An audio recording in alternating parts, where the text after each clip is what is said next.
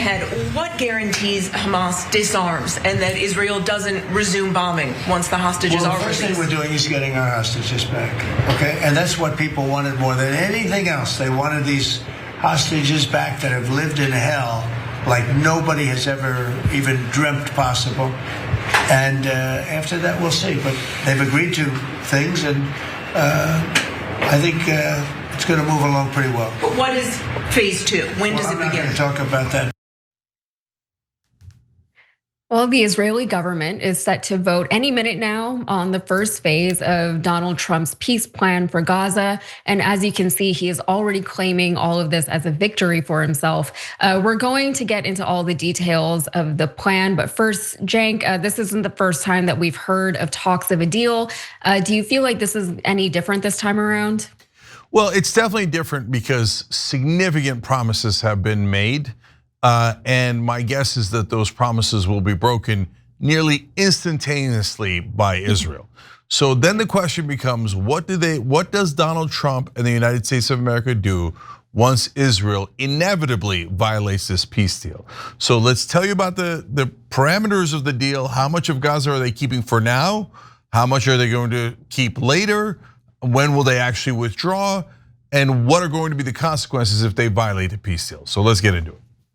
All right, well, the ministers in the Israeli government, they're expected to approve the ceasefire deal with a strong majority, but as of right now, that has not been confirmed.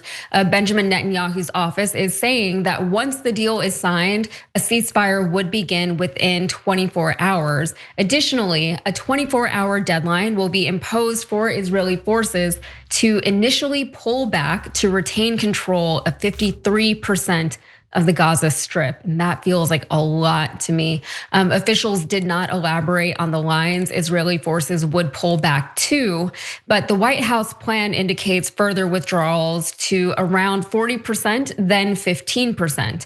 That final stage would be a security perimeter that would remain until Gaza is properly secure from any resurgent terror threat. But that phase of the deal has not been hammered out yet. And as of right now, it is all incredibly vague. So we're still waiting for more clarity on what's going on here. After the first 24 hours and the IDF's partial retreat, Hamas will have 72 hours to release the living hostages, of which there are believed to be 20 hostages. The expectation is that they will be released by Monday. The return of the bodies and of 28 deceased hostages would follow, but the timeline for that is not yet clear.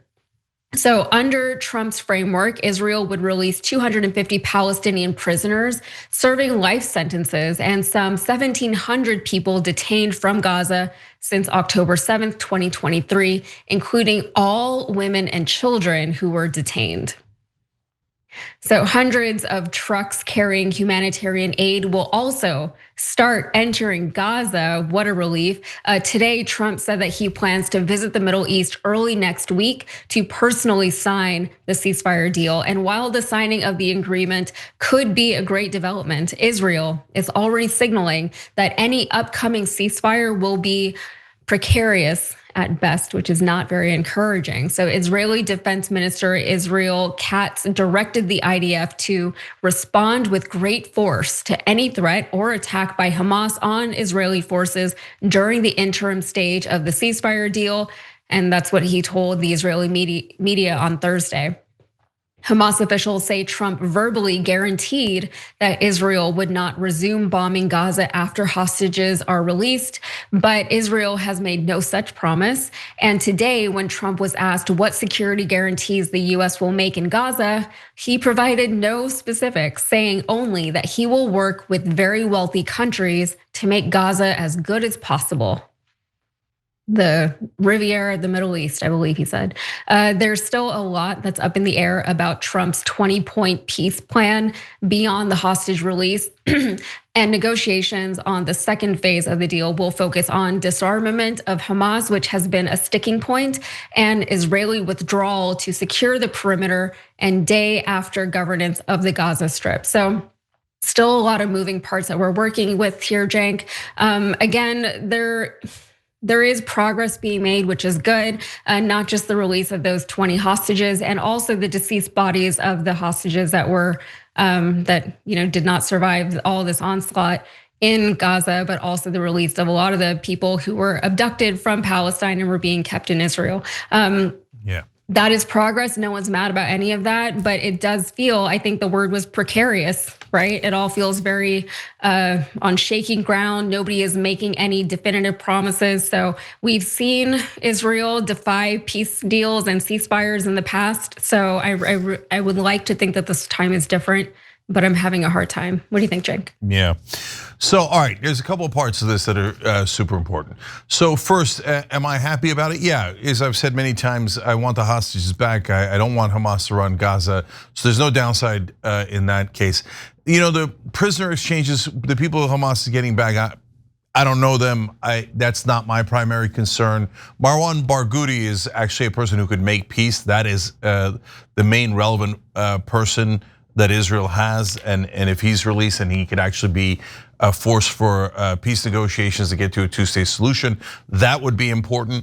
But mainly the issue here is Israel going to actually withdraw, and how much are they going to withdraw? How much of Gaza are they planning to keep? And then will they continue to bomb Gaza? So Trump gave an assurance to Hamas that this war was, quote, once they sign the peace deal and return the hostages, is, quote, fully and completely ended. Okay, now I would be shocked, I'll fall out of this chair, if Israel never bombs Gaza again and fully withdraws at some point. I know it's not gonna happen immediately. We gave you the numbers a second ago, I'll come back to that, right? But if they actually do what they promised, it's inconceivable. It's like never happened, never. And certainly hasn't happened in the last 2 years, right? So it'll be shocking. Let me be fair. No, I shouldn't say never. Never with this government, right? Israel did make a peace treaty with Egypt, and both sides did keep that peace treaty intact. So in years past, there were actual peace treaties, and they were amazingly successful. So, but this current government is run honestly by a bunch of crazed genocidal lunatics, and they've proven it over the last 2 years. I mean, there's no amount of Palestinian blood that is enough for them. So I can't imagine a scenario where they wouldn't continue to bomb Gaza. So here, for example, why do I say that? Among hundreds of examples, the latest one is this week. I gave Trump a little bit of credit because after the peace deal was announced the first time around, he said to Israel, okay, that's it, stop bombing. And Israel said, okay, after they bombed for 3 more hours, and then after the 3 hours, they're like, okay, I think we murdered enough for today. We'll listen to Trump. And then right after that, after the press reported that, they went right back to bombing. They bombed Gaza today. They keep slaughtering people every single day. So if you didn't hear, it doesn't mean that they didn't do it. They're continuing like the mass murder in Gaza. So they're addicted to violence. They're a terrorist state that can't stop doing terrorism. And why are they doing it? Just because they're evil? No. I mean, this cabinet that they have is, if evil exists, it's clearly Israel's current cabinet, right? But I'm not interested in evil. I'm interested in actions, why they're acting, how can we get them to stop, how do we get to peace, etc. So in this case, Yazra, to you, first of all, in the beginning, they keep 53% of Gaza. What happened? I thought it was about the hostages. You got your hostages back, you did your self-defense, you leveled all of Gaza, you committed a genocide. What else do you need? Why? Oh, you want the land.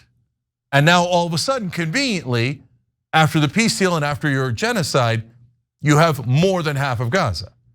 Now they claim they're going to withdraw to 40%, which is already an abomination, and then to 15%. First of all, no. An independent Palestine, all of Gaza, all of the West Bank. Look, we've got into details before about right of return, etc. Palestinians have to give up real and sizable things in order to get that peace deal. I'm very realistic and practical about it. But if at the end of this, Israel keeps anywhere from 15 to 53% of Gaza, they're going to think mission accomplished.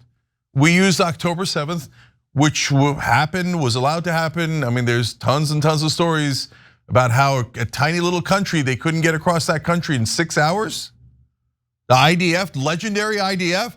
Oh, where did I put my gun? oh, let me go find it. Well, you know what? I'll wait 4 hours and then I'll go find it and go.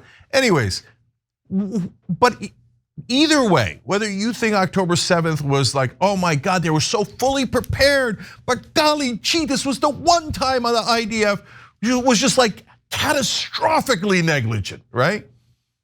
Okay, no, but it doesn't really matter. Even if you believe that, or you think that October 7th was a convenient and something that they wanted to use as an excuse to grab land, it doesn't matter. Either way, we said when they started this, everybody said, oh, self-defense, self-defense. They should get to kill a lot more Palestinians, way more. And they're doing it because, oh, they're the victims.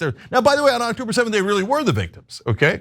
So we said relatively early on, no, they're going to take the land. And everybody said, anti-Semite, that's a trope. Is it really, is it a trope? That Jewish people go and take land? That's not even a trope. That's not a thing. Jewish people have never done that before. And this isn't Jewish people, this is the government of Israel, right? So it doesn't matter. We said that they were gonna take land and everybody, all of Israel said, oh, outrageous. Right? Well, now they're saying, yeah, of course we're gonna take land. At a bare minimum, we're gonna take 15% of Gaza, but probably we'll take way more. And I'd be surprised if they didn't go beyond 53%.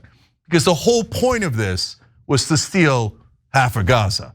And so, I mean, we're celebrating a peace deal because we're hoping against hope that Israel will stop bombing, although they never do. And we're happy that the hostages are back. But at the end of the day, Israel is gonna wind up with exactly what they wanted, which is a ton of Palestinian land. Golly gee, that just happened to happen. They didn't want it. The Palestinians made Israel take their land. And all of American media will repeat that. The Palestinians made the Israelis take their land. The Palestinians are anti-Semitic, and that's why they need to be murdered. Wait, isn't it bigoted to say that about Muslims? Shut up, nobody cares about Muslims. You guys are all anti-Semites, keep killing, right? So that's my guess as to what's gonna happen. Israel isn't gonna give up an inch of the 53%. They're gonna try to get 60 and 70 and the whole thing. And one more thing is, so of course they are, by the way, like I said, they keep bombing, right? So when Trump told them to stop bombing, they ignored Trump. So when they ignore Trump this time, the real point of action, the turning point, the decisive point, is going to be when Israel says, oh, Hamas didn't turn themselves in enough. They didn't turn in enough weapons. No matter how many weapons they turn in, I guarantee, 100% guarantee, Israel will say they didn't turn in enough. How do we determine it? It's totally made up by Israel, so there's no way to determine it. So at that point, when they go back to bombing, taking land, etc., will Trump go, look guys, I said fully and completely ended. You are to stop bombing. That was the whole point of the peace deal, and you are to withdraw to your security perimeter, right? Then, and if you don't, we're gonna end your funding. Well, then I'll give Trump a world of credit. And if he gets the Israelis to comply, yeah, I mean, then we're having a conversation about peace prizes, blah, blah, blah. I mean, you really get the peace prize if you get 2 independent states. But okay, but if on the other hand, once Israel violates the deal, if Trump goes, I got the hostages back, that was the main thing. I got the, so who cares about the Palestinians? Where's my money? Where's my money, Israeli lobby? Okay, yeah, go keep killing him. If he does that, then he was a con man, and he will have betrayed the Palestinians, violated every promise, and then tell the American people, no, we serve Israel, and we will allow them to do anything. And the whole peace deal was just a con job to get the Palestinians to give the Israelis more land. Then if he does that, then he's gonna get caught. Even his own base will be like, come on, brother. I mean, how much are you gonna kiss these guys' asses? So that's in the future, and we don't know that yet, but I'm afraid we're gonna find out soon. Yeah, I mean, we still have a lot to keep an eye on with the situation, and even with this peace deal that I guess we're about to get, I don't feel as though this is over, and I would love for that to not be the case, but I don't see it happening. I remember, earlier today when we were talking about this story with the producers, I was like, why is this one any different from the previous peace deals or ceasefires that we've seen over there? Because we know that they don't always keep the ceasefire. And we know that they have A lot of this comes down to language, and I hate to diminish something that is so visceral to something like language, but whenever you exist within a space where there's like a lot of vague language that's being used, you can use that to justify all manner of things. And that's actually a point that's gonna become relevant in a later story that we're gonna cover on this show. But we're looking at 20 hostages that are going to be released from Gaza, but we also have 250 prisoners who are serving life sentences in Israel, and we also have 1,700 detainees in Israel. But those are detainees, they're not hostages. So I guess that's the difference, and I guess that's why 20 is so much worse than 1,700 plus 250. Also, they're finally going to allow aid to go through. That's nice, especially considering what we just all saw happen with the global Samud flotilla and what happened specifically to Greta Thunberg. And she has been out very vocal about not even specifically talking about what's happening to her, but talking specifically about the fact that they were there trying to deliver humanitarian aid to a war-torn nation, and Israel decided that they own all those waters and stopped them and boarded them and then tortured them. So also, Cenk, this is, I can't tell if this is like a relevant point to make. So I'll just throw this in, I'll throw it out there for whoever wants to take it. But the Republicans, they're so mad right now about Bad Bunny performing at the Super Bowl. And the reason that they're giving it, because they can't say that it's because they're racist or because they don't understand that Puerto Ricans are actually American or whatever. The reason is that Bad Bunny is a bad role model for children, and won't someone think of the children, right? And it's such a ridiculous argument, but I guess it's the only one that they have. Mike Johnson, Speaker Johnson, he's the one who came out and said that. He's the one who is also not allowing Congress to vote on the release of the Epstein file. So he doesn't care about children that much. Also, they don't care about all of these Palestinian children that are being bombed and killed and dismembered and orphaned. They only care about the children that are going to be, subjected to Bad Bunny at the Super Bowl. And like, I don't know. Again, it's not relevant. It's not the most important point. But that was the thing that stood out to me. It's like, how can you not care about these babies? But yeah. I mean, I really do hope that something good comes from this. So I thought you were going in this direction with it. I mean, bad role model. You worried about Bad Bunny? How about Netanyahu? We're claiming he's such a wonderful special ally of ours. Oh, here's a role model that murdered 20,000 children. I think it's a little bit, even if you hate Bad Bunny, pretty sure Netanyahu is worse. But on the other hand, to be fair to some portions of the right wing, they've now turned on Netanyahu and are not fans at all, right? So, I mean, if the world shares one opinion, it is that we loathe Benjamin Netanyahu. Which leads me to my final couple points here, which is, look, when Israel violates the peace deal, and look, guys, the reason I'm guaranteeing it is because the so-called surrender of Hamas is so vague. It's like they have to put numbers on it. If they don't put numbers on it, they don't put something on it. Israel will definitely, there is no world where Israel says, oh, they surrendered enough.